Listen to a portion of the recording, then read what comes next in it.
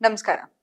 ಇವತ್ತು ನಾನು ಯಾವ ಟಾಪಿಕ್ ಬಗ್ಗೆ ಮಾತಾಡ್ತಾ ಇದ್ದೀನಪ್ಪ ಅಂತ ಹೇಳಿದ್ರೆ, ನಾವು ಯಾರನ್ನು ತುಂಬಾನೇ ಪ್ರೀತಿ ಮಾಡ್ತಾ ಇರ್ತೀವಿ. ಆದ್ರೆ ಆ ಕಡೆಯಿಂದ ಯಾವುದೇ ತರ ರಿಯಾಕ್ಷನ್ ಇರಲ್ಲ. ಅಥವಾ ಅವ್ರು ಆಲ್ರೆಡಿ ಮದ್ವೆ ಆಗ್ಬಿಟ್ಟಿರುತ್ತೆ.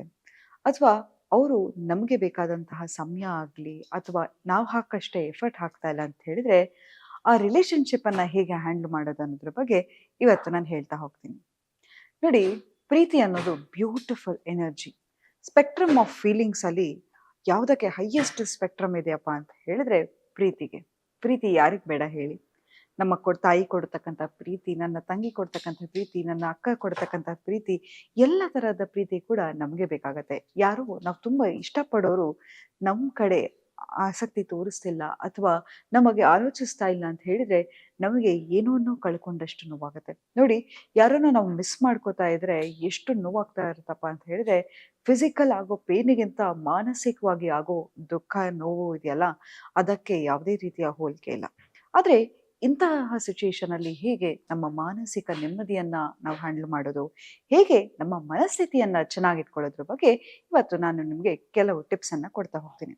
ನೋಡಿ, ಯಾವತ್ತೂ ತಿಳ್ಕೊಳ್ಳಿ, ನಮ್ಮ ಭಾವನೆಗೆ ರೆಸಿಪ್ರೊಕೇಶನ್ ಅಂತ ಹೇಳ್ತಾರೆ. ಯಾರು ನಮ್ಮ ಭಾವನೆಗೆ ಸ್ಪಂದಿಸಲ್ವೋ ಅವರಿಗೆ ಒಂದೇ ಒಂದು ಸೆಕೆಂಡ್ ಪ್ರೀತಿ ಕೂಡ ಕೊಡಬೇಡಿ.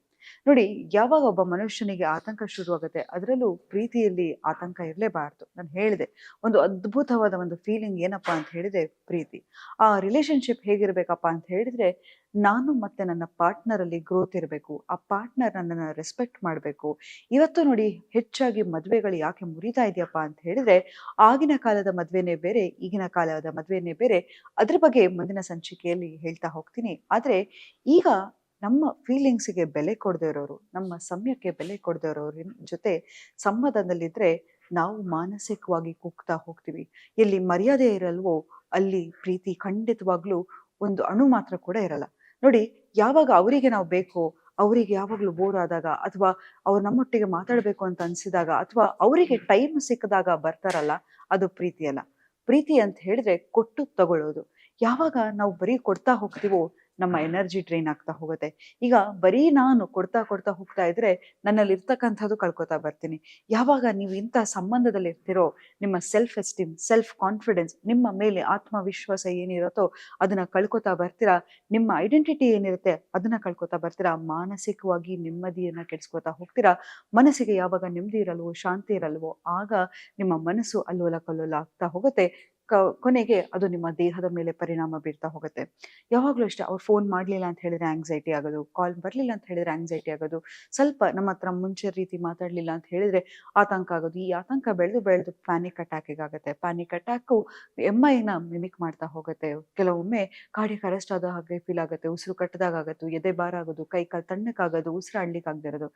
ಶುರುವಿಗೆ ಇಂತಹದೊಂದು ಯಾರನ್ನೋ ಚೇಸ್ ಮಾಡೋದು ತುಂಬಾನೇ ಖುಷಿ ಅನ್ಸುತ್ತೆ. ಅವ್ರೊಂದ್ ಸ್ವಲ್ಪ ಅಟೆನ್ಷನ್ ಕೊಟ್ರೆ ನಮಗೆ ಡೋಪಾಮೈನ್ ರಿಲೀಸ್ ಆಗುತ್ತೆ, ಒಂಥರ ಸಂತೋಷ, ಖುಷಿ ಆಗುತ್ತೆ. ಆದ್ರೆ ಪ್ರೀತಿ ಅನ್ನೋದು ಕೊಟ್ಟು ತಗೋಬೇಕು ಹೊರತು ನೀವು ಅದನ್ನ ಅಟ್ಟಿಸ್ಕೊಂಡು ಹೋಗ್ತಾ ಇದ್ರೆ ದೂರ ಹೋಗ್ತಾ ಹೋಗುತ್ತೆ. ನಿಮ್ಮ ಸೆಲ್ಫ್ ರೆಸ್ಪೆಕ್ಟ್ ಅನ್ನ ಎತ್ತಿಟ್ಕೊಳ್ಳಿ, ಹಿಂದೆ ಬನ್ನಿ. ಯಾಕಂತ ಹೇಳಿದ್ರೆ ಒಂದಲ್ಲ ಒಂದು ದಿನ ನಿಮ್ಮನ್ನ ಪ್ರೀತಿ ಮಾಡೋರು ಬರ್ತಾರೆ. ಆಗ ನಿಮ್ಮನ್ನ ನಾವು ಪ್ರೀತಿಸೋರಿಗಿಂತ ನಮಗೆ ಪ್ರೀತಿ ಕೊಡೋರ ಜೊತೆ ನಾವು ಸಂಬಂಧವನ್ನ ಇಟ್ಕೋಬೇಕು ಹೊರತು, ಪ್ರೀತಿನ ನೋಡಿ ಯಾವುದೇ ಒಂದು ಬೆಕ್ಕನ್ನ ತಗೊಳ್ಳಿ, ಅದನ್ನ ಅಟ್ಟಿಸ್ಕೊಂಡು ಹೋದ್ರೆ ಅದು ದೂರ ಹೋಗುತ್ತೆ. ಅದಕ್ಕೆ ಬೇಕಾದ ವಸ್ತು ನಮ್ಮ ಹತ್ರ ಇದ್ರೆ ಅದಾಗ ಅದೇ ಬರುತ್ತೆ. ಹಾಗಾಗಿ ಯಾವುದೇ ಒಂದು ಸಂಬಂಧದಲ್ಲಿ ಸಿಂಗಲ್ ಎಫರ್ಟ್ ಹಾಕ್ತಾ ಇದ್ದೀರಾ ಅಂತ ಹೇಳಿದ್ರೆ ಆ ವ್ಯಕ್ತಿಗೆ ನಿಮ್ಮ ಮೇಲೆ ನಂಬಿಕೆ ಇಲ್ಲ, ಮರ್ಯಾದೆ ಇಲ್ಲ, ಪ್ರೀತಿ ಇಲ್ಲ. ಯಾಕಂತ ಹೇಳಿ ನೋಡಿ, ನಾನು ಯಾವಾಗ್ಲೂ ಹೇಳ್ತೀನಿ, ಪ್ರೀತಿ ಅನ್ನೋದು ಸದಾ ಇರಲ್ಲ.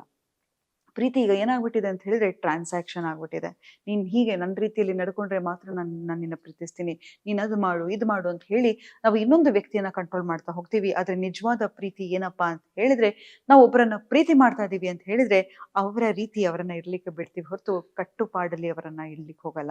ಹಾಗಾಗಿ ಪ್ರೀತಿ ಅಂತ ಹೇಳಿದ್ರೆ ಬಿಟ್ಟು ಅದು ವಾಪಸ್ ನಮ್ಮ ಹತ್ರ ಬರುತ್ತೆ ಅಂತ ಹೇಳಿದ್ರೆ ಅದು ನಿಜವಾದ ಪ್ರೀತಿ. ಹಾಗಾಗಿ ನಿಮ್ಮ ಪ್ರೀತಿ ಅಮೂಲ್ಯವಾದದ್ದು. ಅದನ್ನ ಯಾರಿಗೆ ಯೋಗ್ಯತೆ ಇರುತ್ತೆ, ಅರ್ಹರಾಗಿರ್ತಾರೆ, ಅವರೇ ಕೊಡಿ. ಯಾರು ನಿಮ್ಮ ಸಂಪೂರ್ಣವಾಗಿ ನಿಮ್ಮನ್ನ ಅಕ್ಸೆಪ್ಟ್ ಮಾಡಿ ನಿಮ್ಮನ್ನ ಪ್ರೀತಿ ಮಾಡ್ತಾರೋ ಅಂಥವರಿಗೆ ನಿಮ್ಮ ಪ್ರೀತಿಯನ್ನ ಕೊಡಿ ಅಂತ ಹೇಳ್ತಾ ಇವತ್ತಿನ ಸಂಚಿಕೆಯನ್ನು ಮುಕ್ತಾಯಗೊಳಿಸಿದ್ದೀನಿ. ಧನ್ಯವಾದಗಳು.